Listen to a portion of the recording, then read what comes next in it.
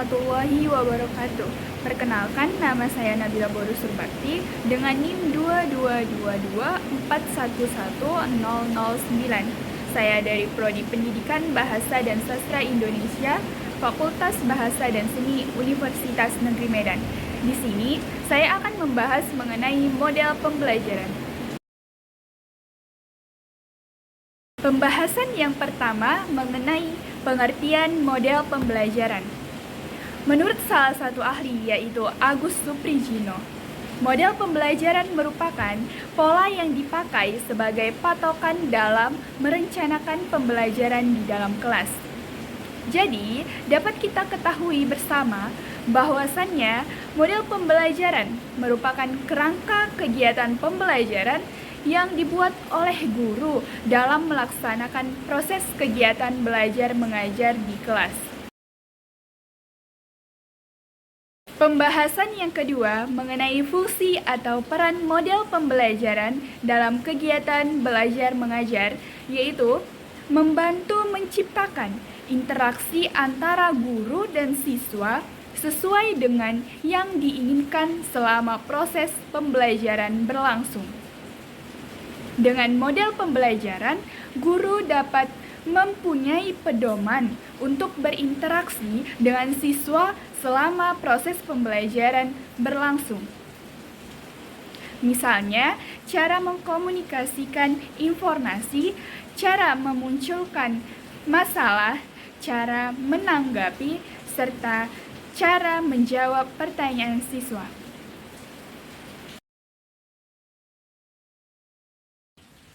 Pembahasan yang terakhir yaitu mengenai contoh model pembelajaran. Di sini saya mencontohkan model pembelajaran berbasis masalah atau problem based learning.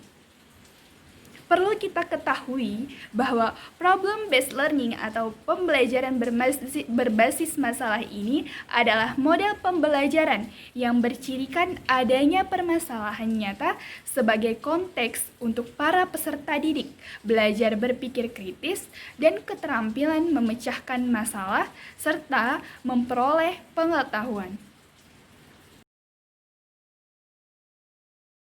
Adapun ciri-ciri model pembelajaran berbasis masalah ini, yang pertama, pembelajaran dimulai dengan suatu permasalahan atau suatu pertanyaan yang nantinya menjadi fokus untuk keperluan investigasi peserta didik.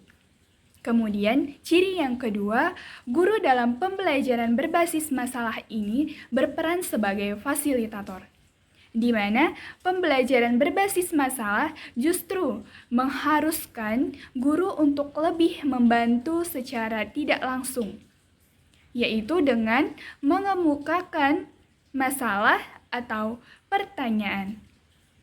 Kemudian, ciri yang ketiga, peserta didik memiliki tanggung jawab utama dalam menyelidiki masalah-masalah dan membuat pertanyaan-pertanyaan. Tanggung jawab sangat penting baik secara instruksional atau petunjuk maupun secara motivasional. Karena peserta didik dalam pembelajaran berbasis masalah ini secara langsung melakukan learning by doing atau belajar sambil melakukan. Kemudian mengenai sintaks atau langkah-langkah di dalam model pembelajaran berbasis masalah. Yang pertama, orientasi peserta didik pada masalah. Pada langkah pertama ini, guru akan menjelaskan tujuan pembelajaran, kemudian mendeskripsikan alat dan bahan penting yang dibutuhkan, serta menyajikan situasi masalah dan membimbing. Kemudian, memotivasi peserta didik untuk terlibat pada kegiatan pemecahan masalah tersebut. Langkah kedua, mengorganisasikan peserta didik untuk belajar. Pada langkah kedua ini, guru akan membagi situasi masalah yang lebih umum menjadi subtopik yang sesuai. Kemudian, guru akan membantu peserta didik untuk menentukan subtopik mana yang akan mereka selidiki. serta guru akan mengorganisasikan peserta didik ke dalam kelompok belajar. Langkah ketiga, membimbing penyelidikan secara mandiri dan investigasi kelompok. Pada langkah ketiga ini, guru akan mendorong peserta didik untuk mengumpulkan informasi yang sesuai dan melaksanakan eksperimen dengan menggunakan metode yang tepat. Kemudian guru akan membimbing peserta didik dalam membangun hipotesis, kemudian penjelasan dan pemecahan masalah. Serta guru akan memfasilitasi terjadinya pertukaran ide secara bebas.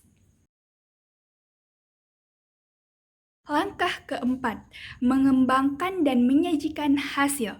Pada langkah keempat ini, guru akan membantu peserta didik dalam merencanakan dan mempersiapkan tugas yang sesuai. Kemudian, langkah yang terakhir yaitu menganalisis dan mengevaluasi proses pemecahan masalah.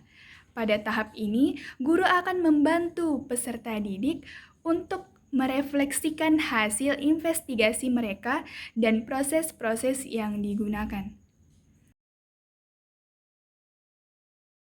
Kemudian, adapun kelebihan dan kekurangan model pembelajaran berbasis masalah ini. Untuk kelebihan yang pertama, pemecahan masalah merupakan teknik yang cukup bagus untuk lebih memahami isi pelajaran.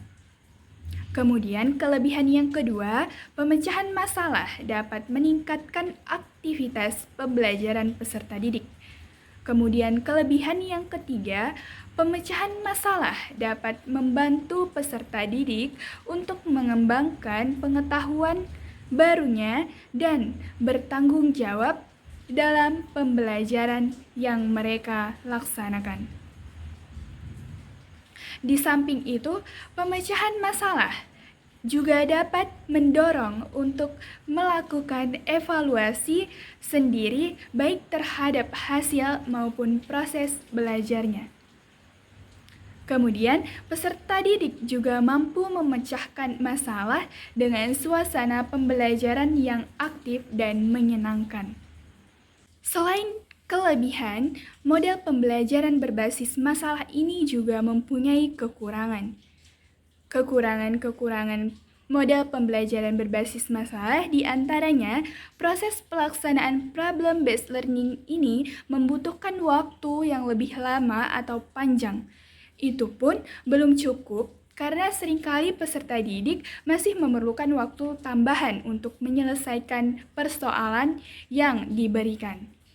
Kemudian, karena model ini menuntut peserta didik aktif dalam pembelajaran, bagi peserta didik yang kurang aktif akan merasa tertinggal.